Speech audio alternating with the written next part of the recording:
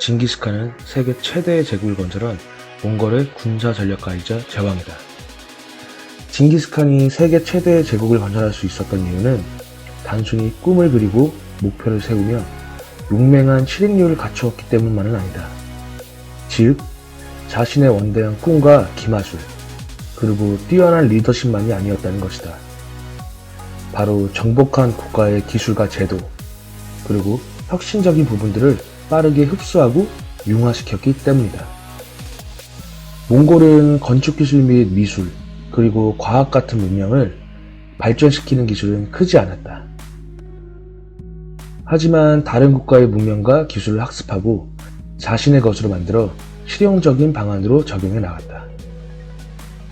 십진법은 몽골 제국의 시작과 끝이라고 할 수 있다. 국가 운영 시스템의 핵심이었는데 새로운 사회 단위로 혼합시켜 재편성하는 개념이었다. 징기스칸의 지휘 아래로 1000명이 한 단위를 이뤄 적은 숫자로 최대의 전투력 발휘가 가능토록 1000명의 제대배 그룹이 기본적인 전투 단위라는 개념이다. 이는 단순 전투 경력만을 징집한 것이 아니라 다양한 전투 환경에서도 작전이 가능토록 전투 기마병 이외에 각종 작전 지원에 관련된 전 분야를 총망라했다. 말을 관리하는 사육사부터 각종 무기를 현지에서 조달 내지는 제작할 수 있는 기술자, 그리고 의료인력까지 포함시켰다. 다양한 병가를 총망라한 전투 기술 지원 집단군을 형성한 것이다. 그리고 전투뿐만 아니라 사회에도 이를 적용해 조직 원리를 모든 몽골인과 타 이민족까지 통합하여 강력한 군사, 정치, 생활 조직을 만들었다. 이로 인해 귀족적 특권과 출생에 기초한 신분제의 벽을 부숴 노예도 능력이 있으면 지도자가 될 수 있게 만들었다. 이처럼 국가 운영 시스템의 핵심이었던 십진법은 터키의 조직 재편을 보고 만든 결과물이며, 요새화된 도시를 공격하는 전술은 탱크로족을 공격하면서 배운 전략이다. 이처럼 전쟁에서 승리한 후 그치는 것이 아닌 그곳의 학자, 그리고 왕족들과 협력을 통해 넓은 영토를 유지했으며, 정복한 모든 나라와 도시에서 군대나 통치 시스템에 필요하고 도움을 주겠다는 인력이면 누구든 가리지 않고 받아들였다. 우리도 어떠한 성공을 했다면 또 다른 것을 배우려는 자세를 가져야 한다. 하지만 어느 정도 자신과 관련된 지식이 쌓였다고 생각되면 그 자리에서 안주하려는 행동을 보인다. 그 자리에 있을 때 가장 편안하고 안전한 지대라고 생각하기 때문이다. 하지만 그런 자세가 위험한 문제를 발생시키고 그로 인해 자신을 더욱 구렁텅이로 모는 결과를 가져오게 된다. 자신이 필요한 지식을 알면 알수록 계속 배우는 자세가 중요하다.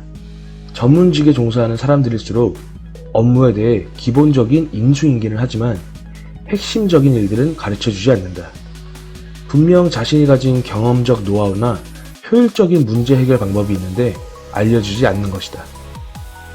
자신만이 아는 지식이 현재의 상태를 유지할 수 있는 중요한 무기라고 생각하는 것이다. 막상 알게 되면 아무것도 아닌 지식, 그저 경험이 쌓이면 자연스레 습득하게 되는 지식이 자신의 밥그릇이라고 생각하는 것이다. 시간이 지나면서 자연스럽게 습득할 수 있는 지식과 경험은 성장이 아니다. 진정한 변화를 위해서는 언제나 배우는 자세를 잃지 말아야 한다.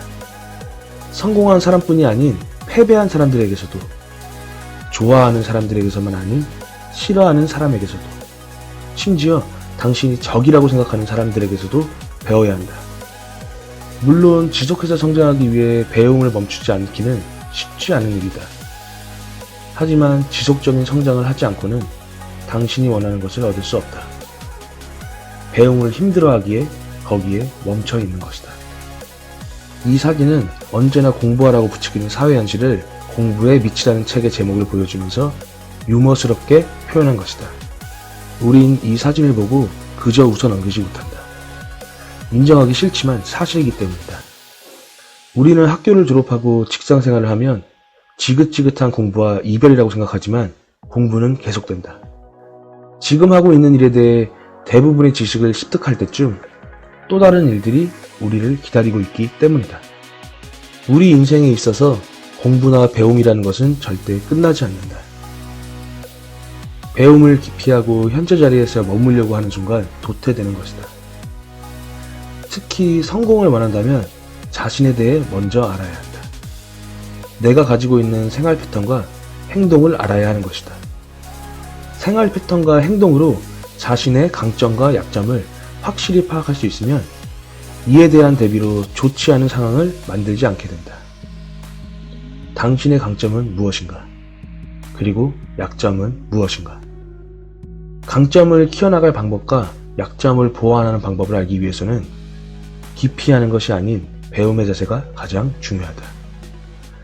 노력한다고 항상 성공할 수는 없겠지만 성공한 사람은 모두 노력했다는 것을 우리는 알아야 합니다.